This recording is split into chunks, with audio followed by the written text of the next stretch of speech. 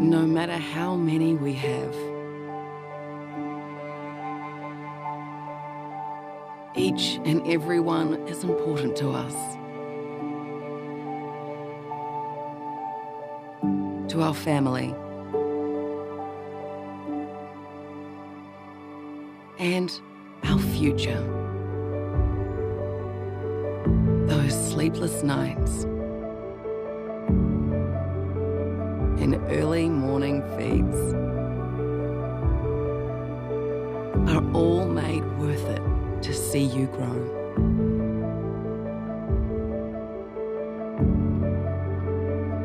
To thrive,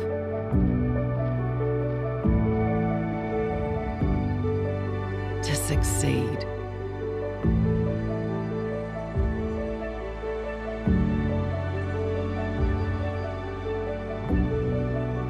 Knowing that you have been raised to be the best that you can be. I know my job is done.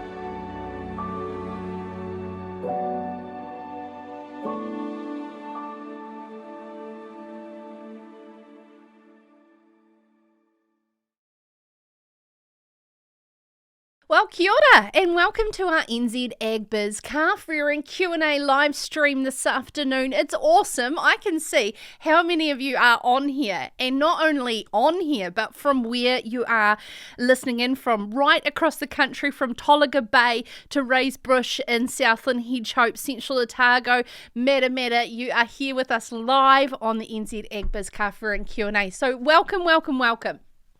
Last week I was actually out on a few dairy farms across Canterbury chatting to some calf rearers who I see are busy getting the sheds set up and prepared for the season ahead, because calving is just around the corner. So of course now is a really perfect time to check in, excuse me, with our passionate calf rearing community and our farmers like yourselves who have joined us today to cover off some very timely topics. But the beauty of being live is that it's all about you and your chance to ask questions to our experts. This is our best practice calf rearing panel of experts who I'll introduce to you shortly.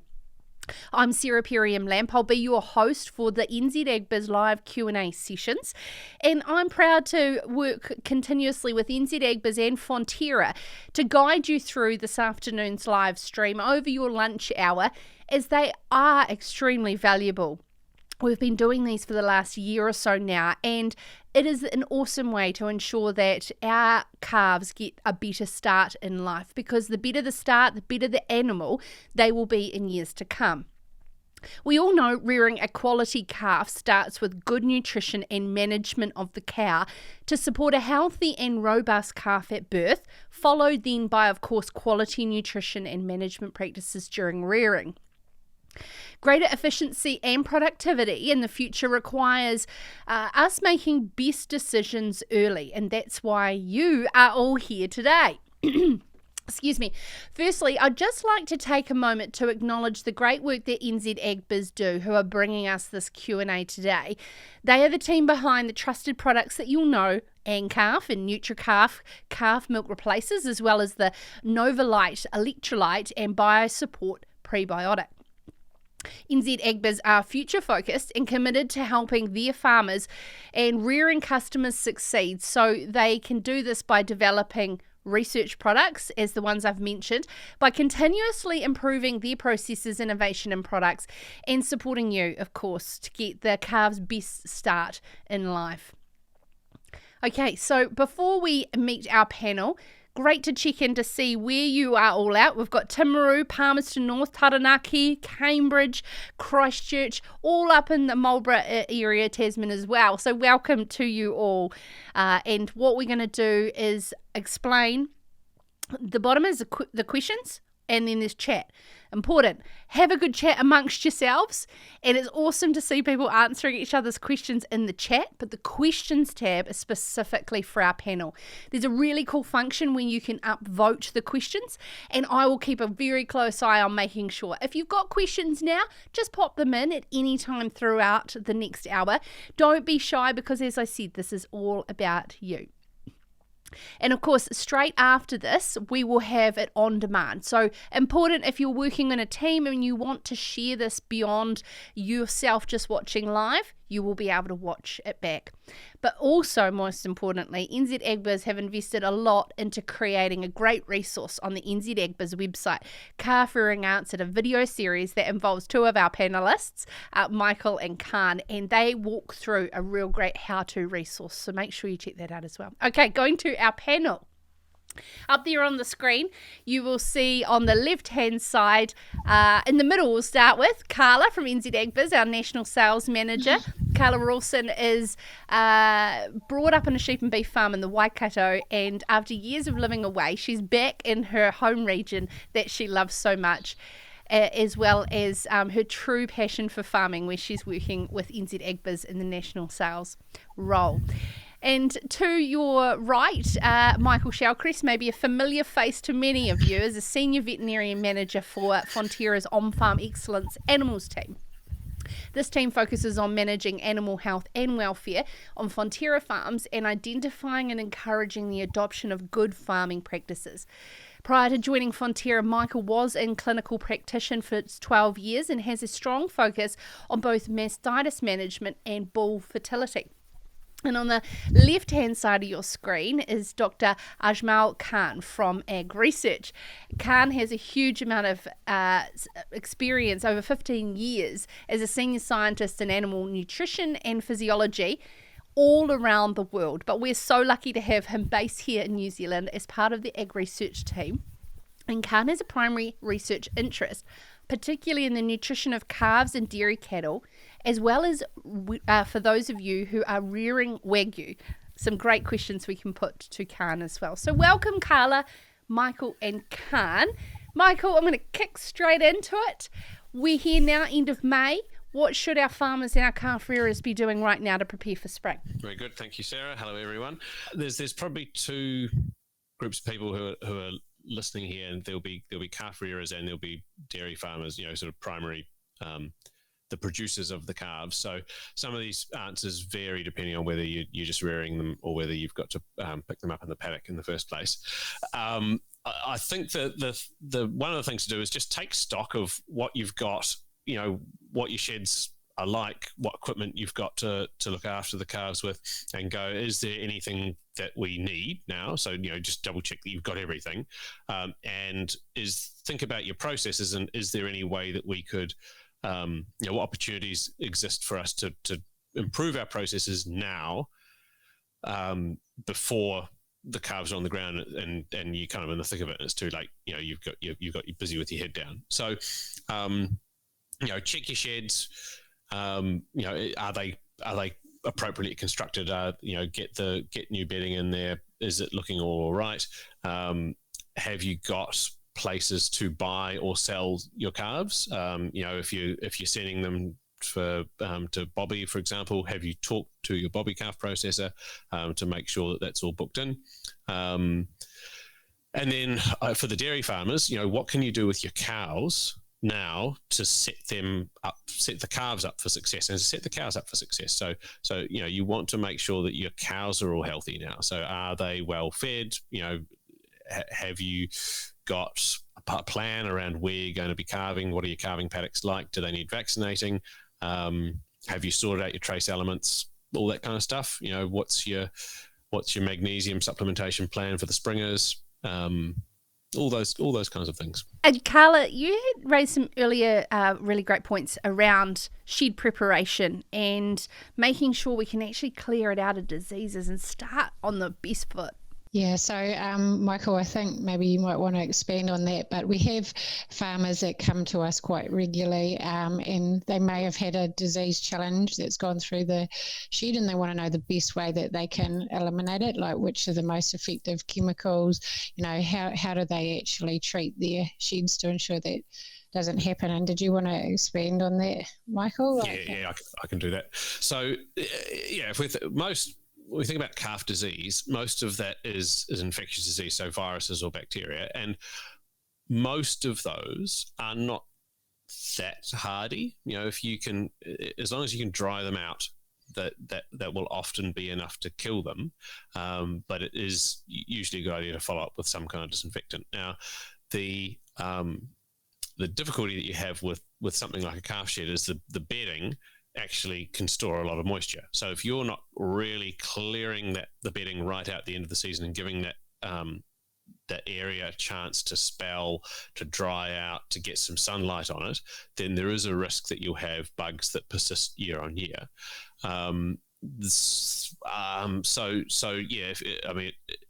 If you haven't done it already, get it scraped right out as much as you can. Get entirely new bedding going in. Questions around things like, should you put lime down, or should you spray disinfectant or bleach or something onto the ground underneath? It's probably not going to make a big difference, because the ground isn't inherently kind of dirty and full of bacteria, and most disinfectants get deactivated once they come into contact with organic matter. Same goes for hard surfaces, the walls of the shed, the dividers between the pens, all that kind of stuff. Give them a scrub, because if there's organic matter kind of stuck to them, then your disinfectants aren't going to penetrate all the way to the bottom of that. I think if you've got access to things like a steam cleaner, that can be the only way to kill bacteria that form spores. But again, that's not necessary for most people. So I wouldn't go around recommending that to everyone. We've got a question here from Stephen. The bedding is a great thing to discuss, and we're looking to change from sawdust to bark this year. Is bark indoors a better idea? Let's just stay on this topic for a bit. Pluses and minuses to everything. So bark's not going to get super soggy like sawdust can, but it is kind of rougher. It doesn't necessarily bed down as nicely for the calves. I have seen calves that obviously don't have anything else to do, so this isn't saying bark's not a problem, but if you've got bored calves, they'll start chewing on it, and they can injure themselves. But that's it's a perfectly good bedding option. So you'll probably find it's less dusty, but maybe also that it can get swampier if you're not topping it up. Awesome. Hey, now guys, also if you just put the questions in the question chat and keep the chat just for chatting amongst yourselves, then I don't have to sift between both of them, because it's going quite mad on there, and I just want to make sure we can get to them. Matthew, very funny. Has anyone got any dry wet weather gear? I'm sure it's very similar around the country. Carla, I'm going to come to you. We talk about the best possible start in life for our calves. What would be your top 3 focus areas for farmers to focus on? I think the key is, and Michael and Khan can obviously elaborate further on this too, is to ensure that when the calves are collected, and ideally regularly from the paddock, that they come in and get a good dose of colostrum. So getting those IgGs in, ideally in the first 12 hours. You've got that sort of 24-hour period to ensure the calves get good quality colostrum. There's some actually really good videos on the NZAgbiz Calf Rearing Answered video series that talk through how you can gauge good quality colostrum, and then ensuring, like with calves, that they actually getting, when they move on from colostrum, a good quality source of milk, especially in that first 4 to 6 weeks when they rely on milk for their nutrition. And then probably just working through feeding programs and hygiene, ensuring that you've got nice clean equipment and the calves are getting exposed to bugs. Khan, over to you.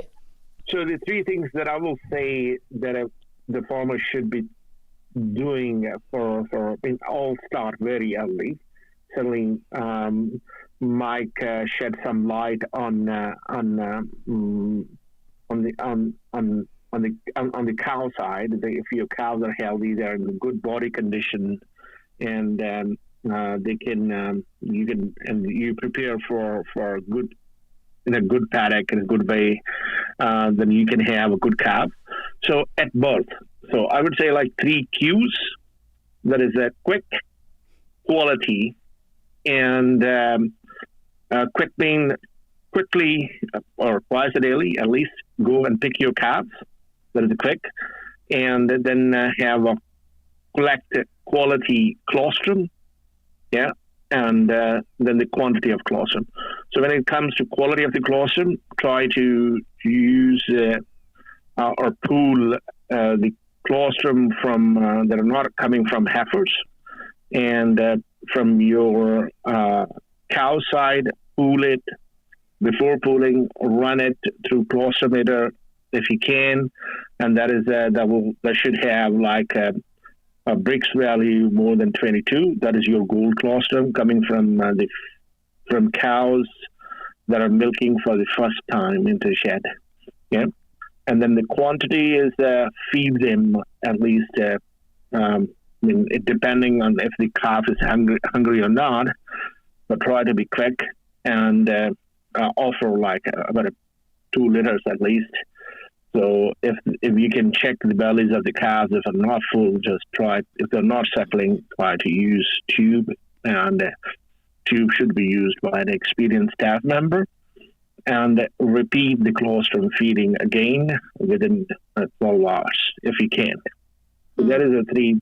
Collect the calves early, feed them high quality colostrum, and feed it at least twice during the first 12 hours after collection. Great advice. So the 3 Qs of calf rearing: quick, quality, and quantity. That's awesome, Khan. There's actually a good question here around the quantity element. Matthew wants to know, maybe one for you, Michael, the new NZAgbiz regulations around calf feeding, 30% of its live weight seems like a recipe for disaster, Matthew says. Yeah. So I think it's important for those of you who aren't aware, the National Animal Welfare Advisory Council are responsible for drafting the kind of codes of welfare which provide guidance to farmers on how, or people who own animals, on how they should look after those animals. The dairy cattle code is up for review at the moment, so a draft version of it has been published for public consultation, and one of the things that it contained was that calves should be fed 15 to 20% of their body weight, and I think that is an aspect of it that has probably generated a lot of the feedback.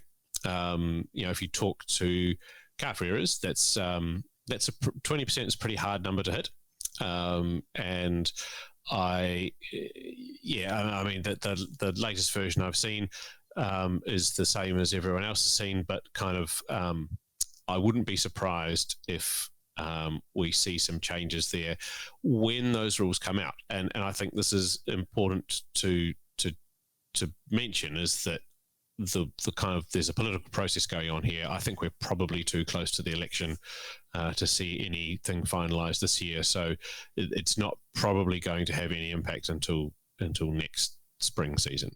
Do you want me to elaborate on the other stuff while we're on the topic? Yeah, go for it. There are a few other changes in that draft code that relate to calf care, and so there's that volume 1, which we're saying 15 to 20%. I wouldn't be surprised if that gets trimmed, because as Matthew said, I think it's not just that it's hard to achieve, it's also hard to measure. Animals' weights, they're all different and they're all changing as they grow and stuff like that. So I think from an administration perspective alone, it was probably too complicated to keep.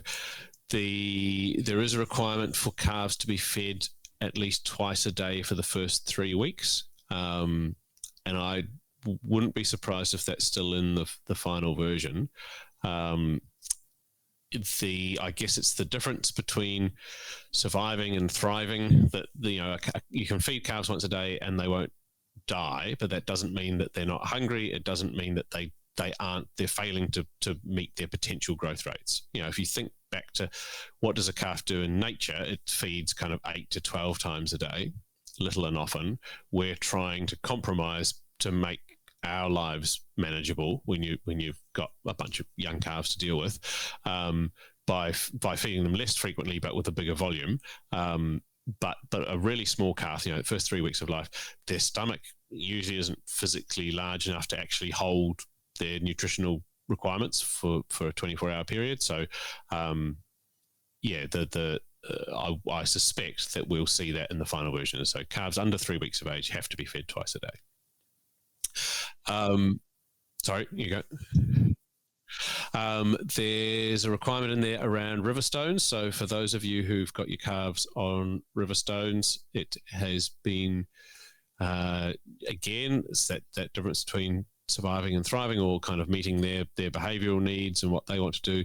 River stones drain really nicely. They're easy to clean, but they're hard and cold, and calves can't actually, they're more unsteady on their feet on them, and they...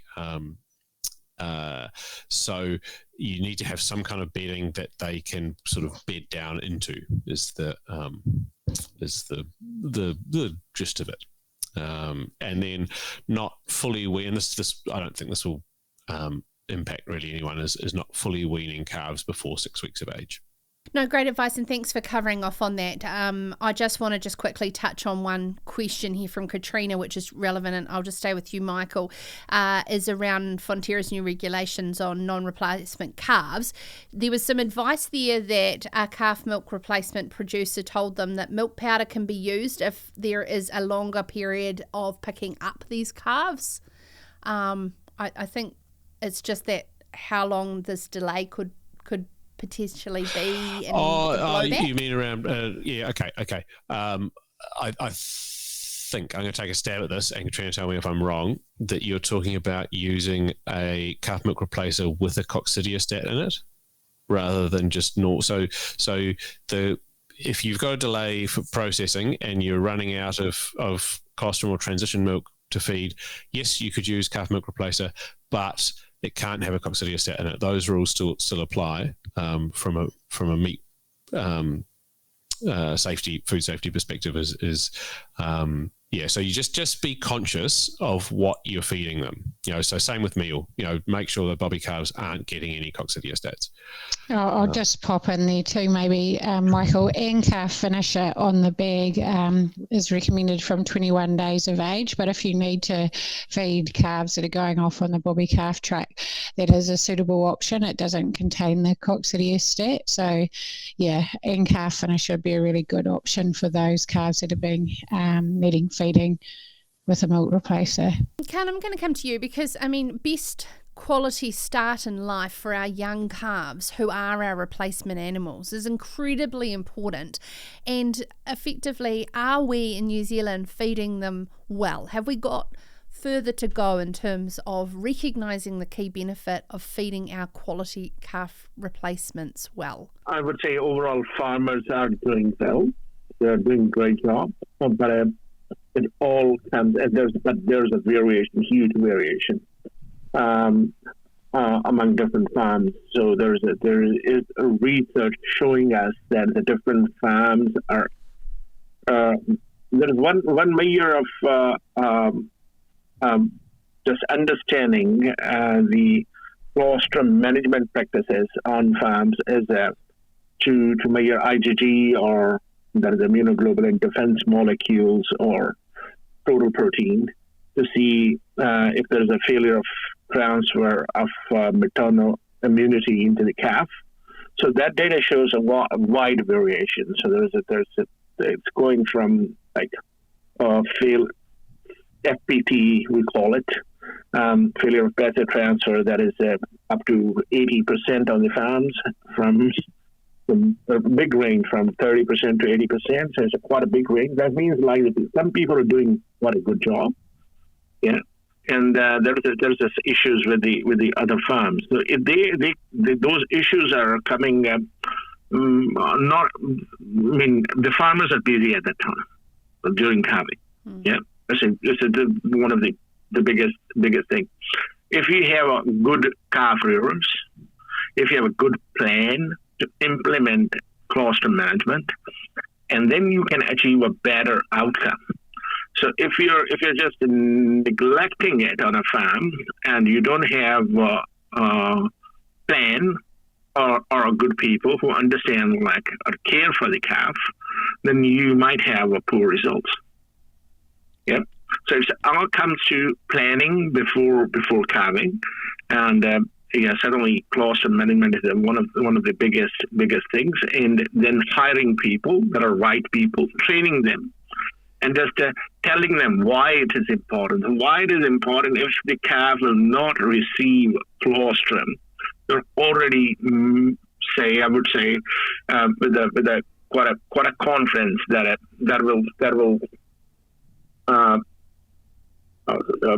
will impact its health during the survivability, of course, and then a long-term productivity as well. So there's a data that is showing, like we all know, like I say, colostrum is important for providing defense against the pathogens during the first month or so.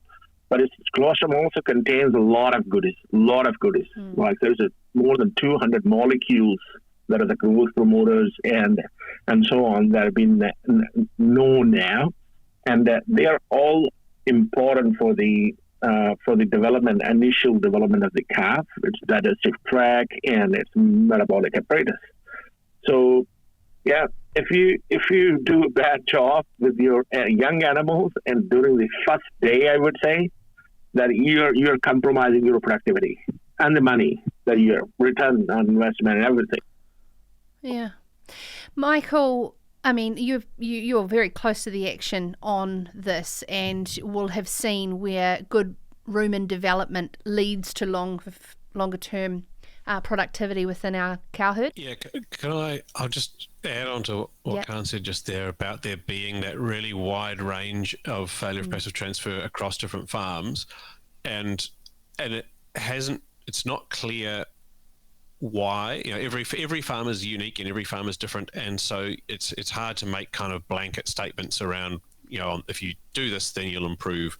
So the thing to do is to test your own farm and find out.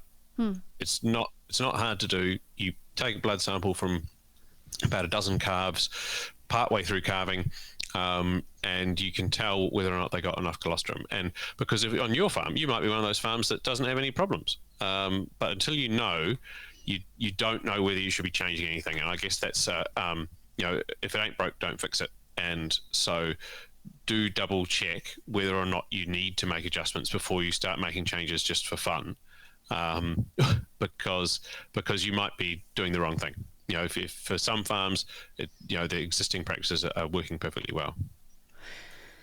Yeah. And then question about rumen development. Yes. Yeah. So, when calves are born, they derive 100% of their nutrition from milk, and by the time they are adults, they're going to derive 100% of their nutrition from something else, largely from pasture, and somewhere there's a transition between those two things. And if you want that transition to go well, you need to have good rumen development. So the rumen is the one of the four stomachs that does the digesting of the cellulose and the fiber that's in plants that the cattle couldn't otherwise eat. So it is important that, as well as feeding the calves lots of milk to help them grow fast and get all of the essential proteins and hormones and stuff early on in their life, that you also want to drive rumen development, and you do that by feeding them hard feed of some sort. So that's why, even though little calves are not going to be getting nutritional value or significant nutritional value from having meal or straw or something like that available in their shed, they'll start mouthing at it, and that starts to set the bacterial seeds within the rumen that are eventually going to mature to become that kind of fully functioning digestive chamber that the rumen turns into eventually. And that's why it's important that calves have got water available, for example, because actually, even though you go, oh no, they're getting plenty of liquid through milk, but you're not giving them water necessarily to drive their need for water. It's to drive the rumen's need for water to help that grow. Make sense? Yeah, absolutely. Carla, I'm just going to take a step back.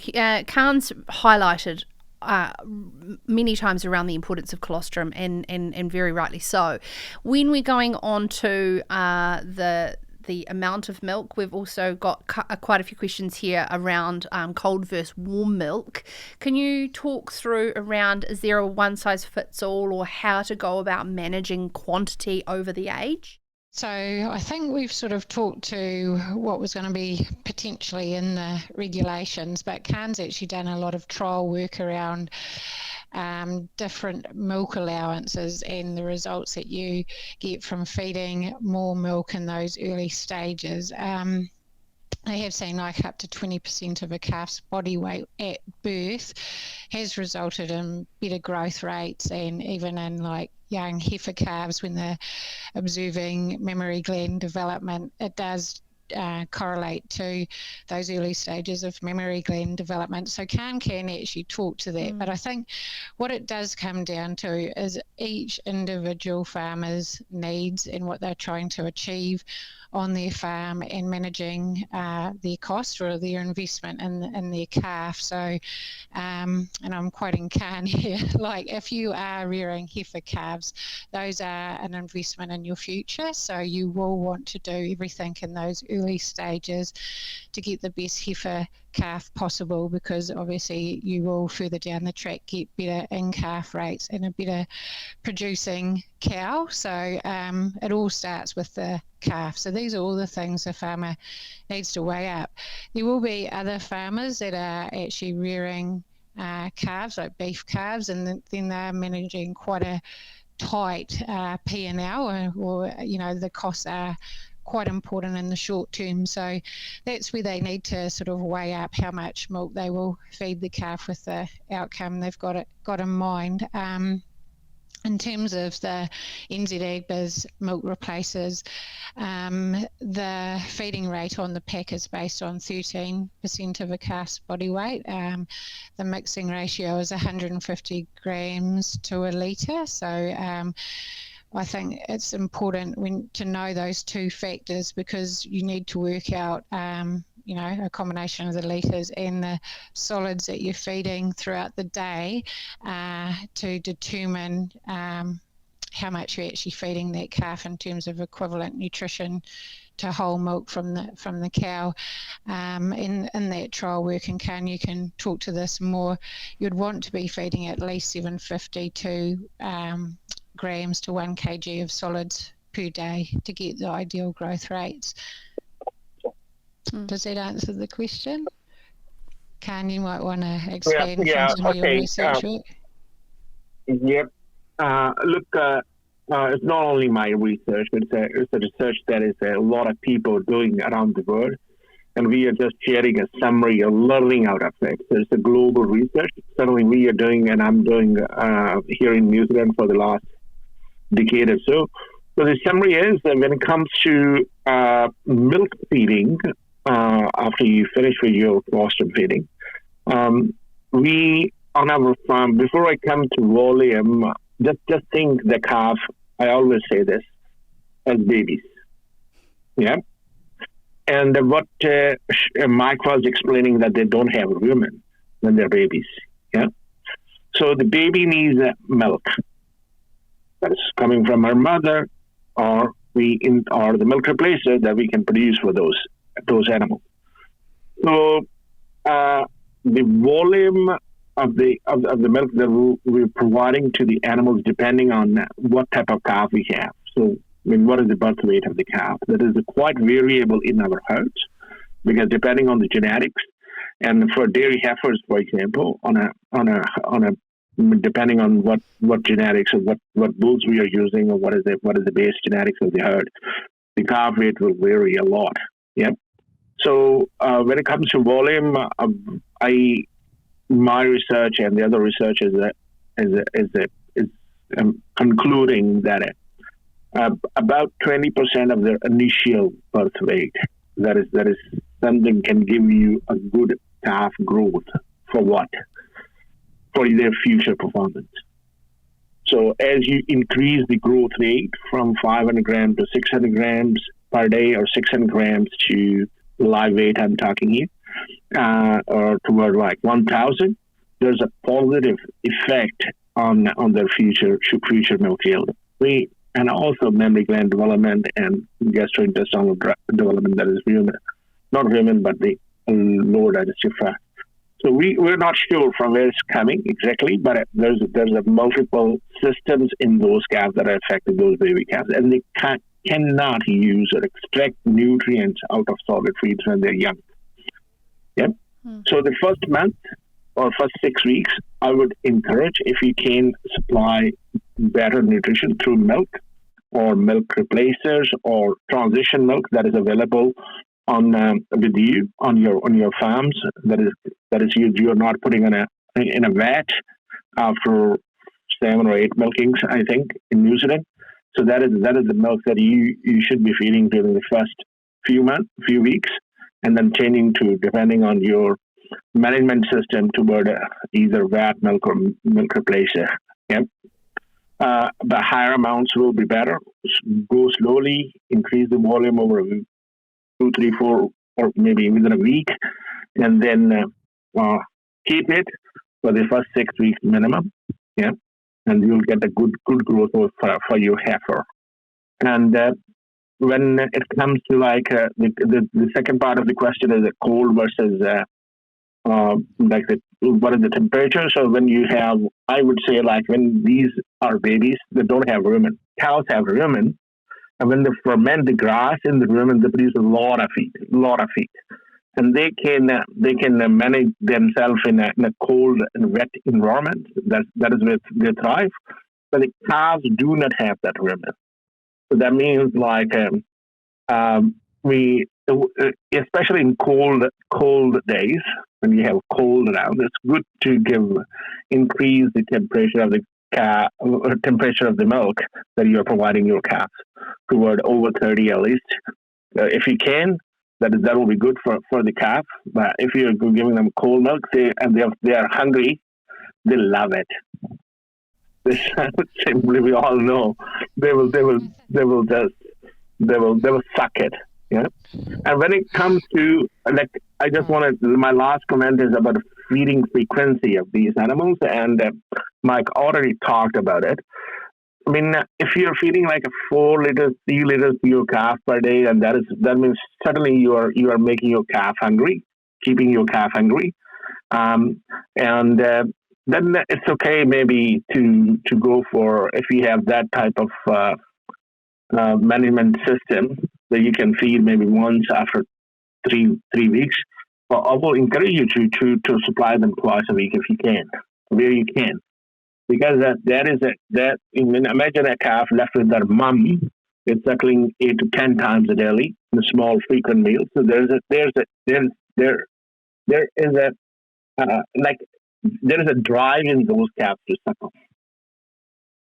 So if you take that drive away from them, that is mean what I learned in science, that you are compromising the welfare of those animals. And that is where most of the debate that is being now public debate, and also among the farming community and vets and the nutritionists, is going on. Okay, what are those parameters that we need to tell? This is compromise. If you are restricting the animals to 3-4 liters, and she has the ability to grow 800 grams or 1 kilo per day, but you are minimizing it to bringing it toward. And so look, feed them their babies, feed them properly, invest on them, and then you'll get the return back in terms of your good stock with a healthy stock that can produce more and live longer with you on your farms. And that is for dairy heifers. And certainly, I would say if you're rearing or not rearing these animals that are dairy beef animals, at least give them a good start with a colostrum. Oh, fantastic. Thank you, Khan. That's awesome. There's been, Michael, quite a few comments here around a lot of people doing ad-lib feeding 2 to 3 times a day, automatic feeders and that type of thing. Is there a real swing towards a lot more ad-lib feeding and automatic feeders? Yeah, I think that's there's a few different drivers there. Labour is certainly tight on farm at the moment. And if you want to feed your calves more frequently, particularly if it's more frequently than twice a day, then ad-lib feeder is a great way to do that. The one of the risks that we do see with them is they don't get cleaned out enough, and so you end up with very high levels of bacteria in the milk, and that can have a kind of a counterproductive effect in that the bacteria are kind of gobbling up all the goodness, or getting in the way of the calf digesting properly. So yes, ad lib feeders are great. The good ones are really expensive, but the kind of fancy ones with lots of individual calf weighing and metered feeding and stuff like that. But yeah, I think you'll often talking to people who change onto them often report an improvement in kind of calf demeanor and growth rates, because they're able to drink as much as they want when they want. Good to see Katrina's using this to sell her gear. Thanks, Katrina. This is an awesome chat. I love doing these live streams, everyone chatting to each other in there. I might actually steal your question there, Diane. Michael, around viral pneumonia at weaning or after weaning is a problem? It's much less of a problem in New Zealand than it is overseas. So if you look at if you search for California calf hutch or something like that, then you'll find these sort of seas they look like little plastic dog kennels, and the calves are all reared individually. They can't touch each other. They can't, play together, because that risk of pneumonia is so high. So some of the bugs that cause that in other countries aren't present in New Zealand, which is great, because it enables us to do this group housing, which is easier to manage and better for the calves.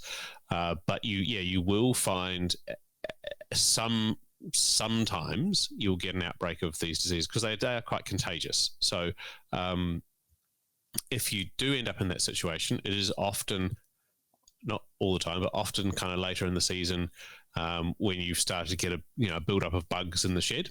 And so that's where I would say, can you look at opportunities to actually get some better ventilation in there? Can you even get the calves outside? Have you got temporary shelters or calf jackets or something like that you get them out, and then in the fresh air, hopefully they're not they're not exposed to as many bugs. But it can be quite serious for the calves that are affected. Yeah, it's a catch-22 in terms of some good sunlight, some fresh air, but also too we can get those cold blasts come through and keeping them nice and warm as well. We've got lots of questions coming in, so I'm going to fire them through. I'm going to come to those questions around weaning and moving to the outside in a moment, but with regards to while we stay on disease, Joe has one here. I might put this to you, Michael. They live on the outskirts of Tauranga near water and have had 2 terrible seasons with parasites, particularly from Canadian geese and pukekos. We've been vigilant with milk replacement, but any suggestions on how we can help with their health to avoid illness and death? Yeah, it can be really hard, particularly when you get bugs kind of tracking onto the farm via surface water. It rains somewhere else. The pukekos don't even have to be on the farm, and the bacteria or the whatever just come through in water over land. Minimize exposure where you can. If you've got, I know it's convenient usually to have the same calving paddocks for the calves, but if you've got another paddock somewhere else that you could subdivide maybe, or that's a bit higher up, so you're not going to get that overland water flow. And then everything else that you can do to make sure they're healthy. So, yes, you calf milk replace a good idea. Making sure that the equipment that you're using to feed that is kept really clean, and that you're minimizing the risk of bird contamination of that stuff. It could also be that you've got your cows are part of the problem, that they're adults, they've got mature immune systems, so they're not being kind of greatly negatively impacted by whatever they're picking up from the birds, but those cows are still moving around the farm, and they'll be shedding kind of subclinical levels of bugs in their poo. But yeah, it is a tricky one when you get something on the farm that you don't want. What do you do to get rid of it? Can be hard. Yeah, absolutely. And also, outside influences with other people coming and going and cleaning gear, bikes, that all sorts of things. Yeah, so Dairy NZ have got quite good biosecurity resources available. You can kind of do a self-assessment and go, okay, what are the risks on this farm? It sounds like the problem is already here, but what can you do to reduce the risk of it transferring year on year on year? Oh, those pesky pukikos and Canadian geese. Khan, I'm going to ask you here. Stacey's patiently been waiting for a wee while around this question, and it's been upvoted to the top. For rearing calves to 100 kilos, what's the best rearing system, inside or outside? If inside, what age do we keep them inside till? I understand they're buying this 4-day-old, rearing through to 100 kilos. What would you do? What we're discussed now, we need to do everything. Yeah.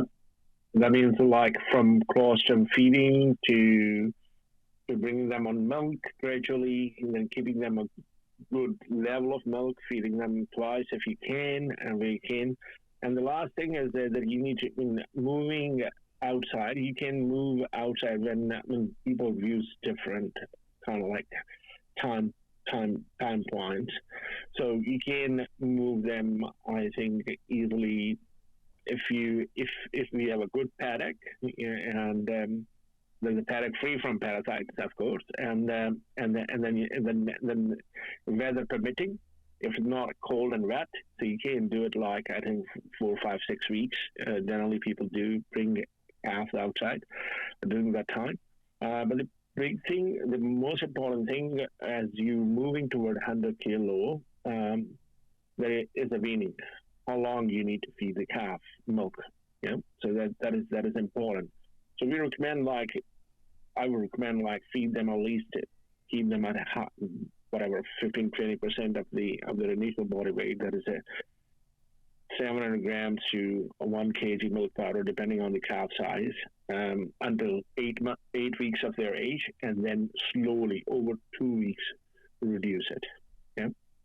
You can also use pelleted feed along with it, and as you start weaning, then you can keep their feed for at least 2 to 3 weeks in their diet post-weaning while they're on pasture, and then gradually remove it.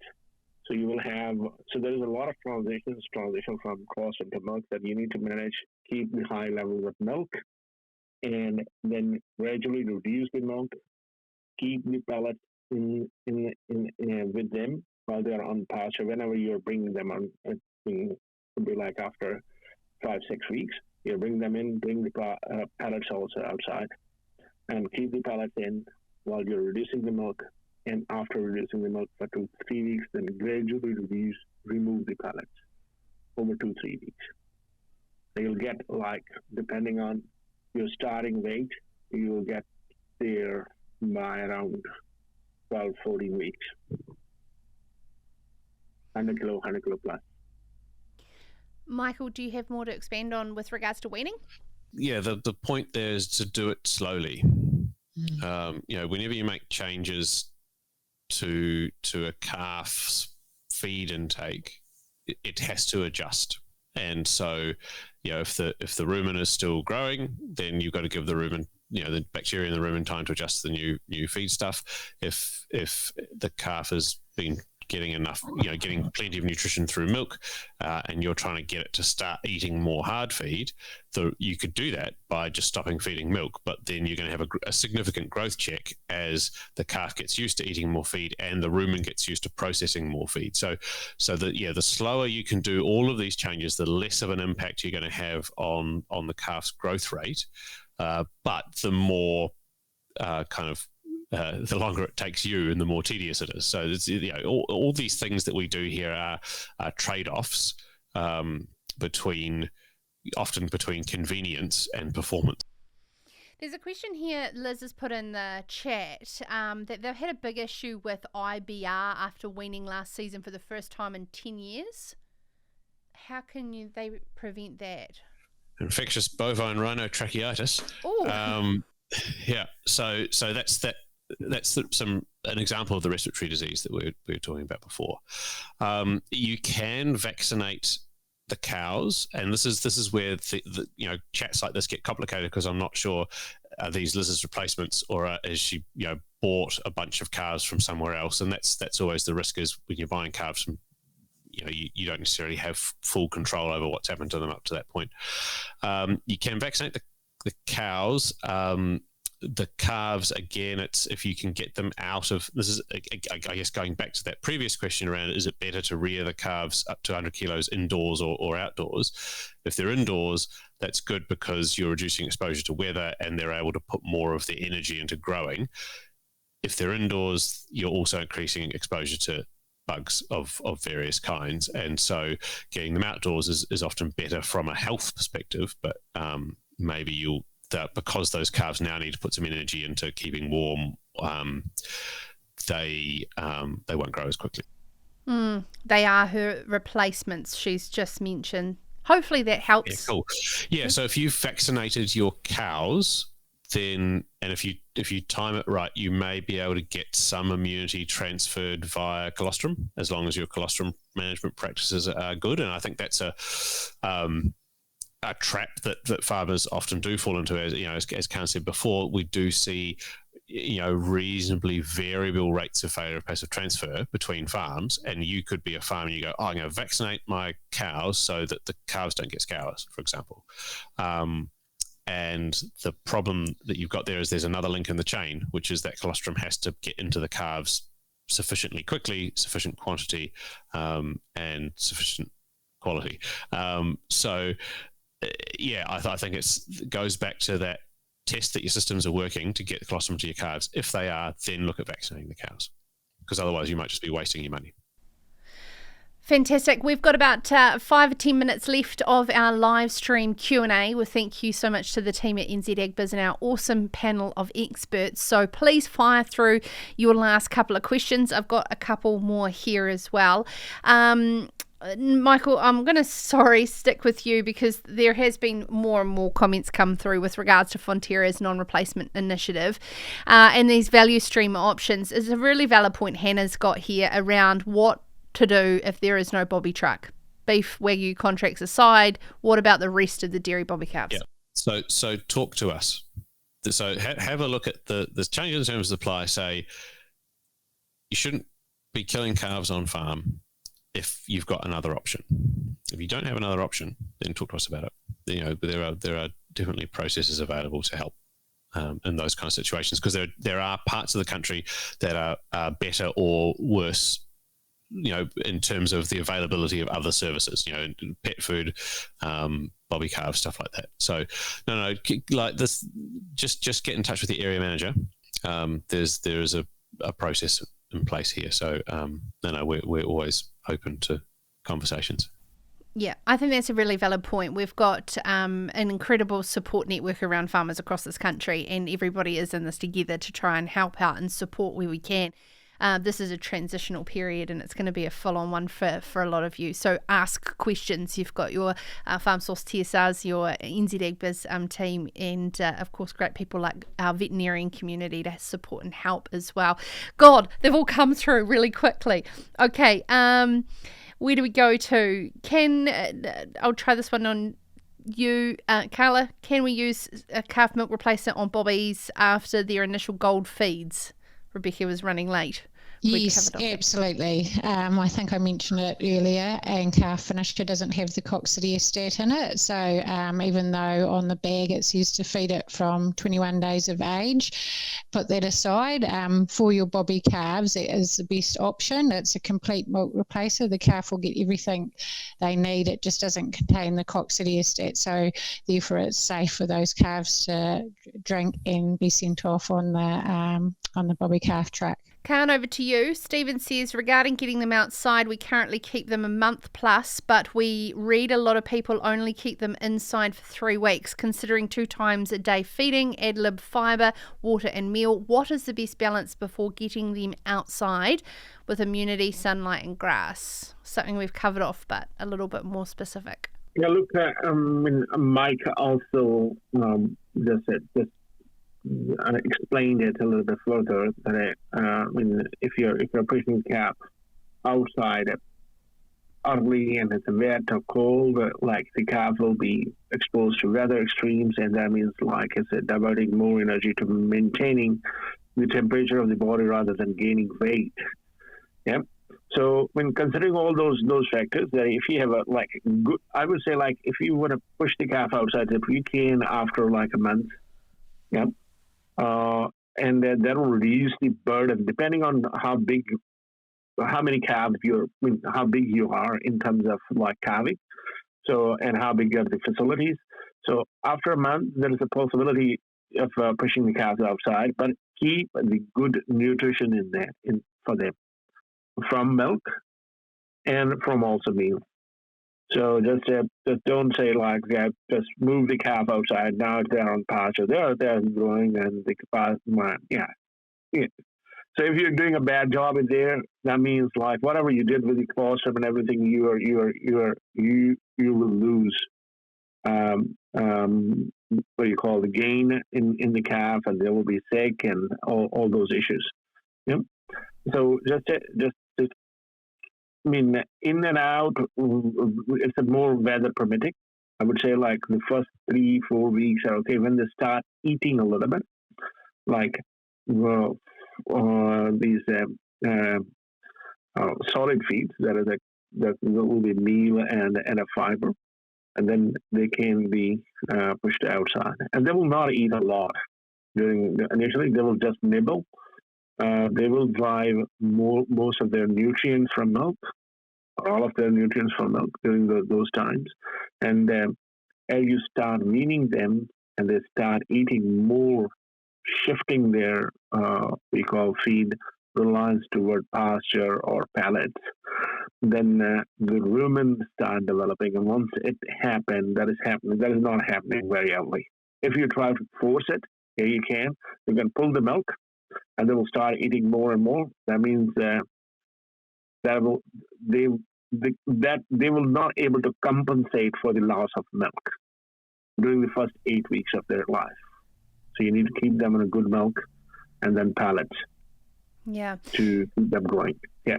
And I think the key word you use there, Stephen, is that best balance. And I think the balance determines in your own context, in your own situation as well. But taking on board that advice there from Khan around that room in that first 8 weeks is so incredibly crucial. Just wanting to highlight back Hannah's question, so it's acknowledged. Michael, I think there's some real issues with the Bobby scenario and autumn calving that I didn't specifically spell out. Yeah. The problem is worse over autumn in terms of processor availability. We have been working closely with the Meatworks, or the kind of Meat Industry Association, to try and understand exactly where the gaps are, so that we can support individual farmers who are having problems. So, like, I really, Hannah, I would encourage you to talk to your area manager and say, look, we're having real difficulty finding someone to take these calves. What can we do differently, because there are options available. Yeah, cool. Sorry, Hannah, just wanted to clarify that for you so that it was there. No, it's good. With regards, Michael, to a couple of questions here. If you're buying 4-day-old calves via a broker, is there a way of vaccinating them if you're not quite sure what the health status was of those cows and what was transferred in colostrum, like in terms of vaccinations? Ella would like to know. No. I think if you're buying calves from somewhere else, you probably should try and find out where they're coming from, and you should understand how those calves have been cared for. If you've got specific disease issues, then you can get kind of tailored antibodies to those diseases, but they're expensive, and I wouldn't say I would just blanket everything. You would only do that if you had a diagnosed problem. So I think the key really is to understand your own supply chain, to go, where are these calves coming from? Because that's, if I think about where I see problems with calf rearers, it's where they've gone to the sales and just bought whatever was available, because you just have no idea what those calves are, how they've been treated, how good their immunity is, and what bugs they might be bringing in with them. So I think, having a understanding of where they've come from. Ideally, you go, this is the farm, I buy my calves from that farm, and that way you've got much more control over what goes on. Yeah, absolutely. And Kirsty's mentioned there around things like drenching for coccidiosis, but that's, once you know you've got the problem. So for the best start in life, you've got to know where you're getting them from to start with. Yep. Thank you, guys. We're starting to run out of time. Stephen, I just want to give a shout out by saying, yes, it's awesome that you're here to look for little areas of improvement, and it looks like you do already have a fantastic system in place. And Sarah, it's a great name, so I'll sneak you in. Sarah would like to know, Michael, just fly this to you. Giving newborn calves a multi-mineral injection? Yeah, fascinating stuff. So this is some research that's come out over the past few years that calves that were given a multi-mineral injection at birth had a lower risk of mortality, like significantly lower risk of mortality in that kind of early life period. And no one is sure exactly what's going on there, but it's really interesting. It's quite cheap, and so it's another step. It's another thing to do, but it could make a big difference if but we don't know why. I think it's so. It's harder to recommend something if you don't understand it. But it's a very interesting developing piece of research. Wow. It's absolutely fascinating. Every time we do our live Q&As with NZAgbiz, there's always new topics, new developments, new research, but fundamentally there's best practice advice that does not change, and it's all about resulting in feeding young calves well from the start. Of course, every live stream animal welfare changes are evolving. Our value stream options for calves are also evolving. So we really hope over the last hour we have been able to cover off a real broad spectrum range, some of those ongoing common questions around best practice, but also what best advice is with changing of regulations as well. Oh, there's so many coming in. I can't get to all your questions, but of course you have the amazing team which are in your TSRs at Farm Source and Fonterra, as well as your NZAgbiz advisors around the country. Thank you so much to Carla Rawson, our National Sales Manager for NZAgbiz, Ajmal Khan from AgResearch, and Michael Shallcrass, our veterinarian there from Fonterra, for joining us on this live stream. As we said, there are amazing resources on the NZAgbiz.co.nz website, including a frequently asked questions and a video series, Calf Rearing Answered, featuring Khan and Michael, helping you out on the information to get you set up and see you right through a successful calving season. So if I can encourage you to do one thing, is to set about going and seeing that resource page. Until next time, take care of yourself around the country, wherever you are. Thank you so much for joining us today.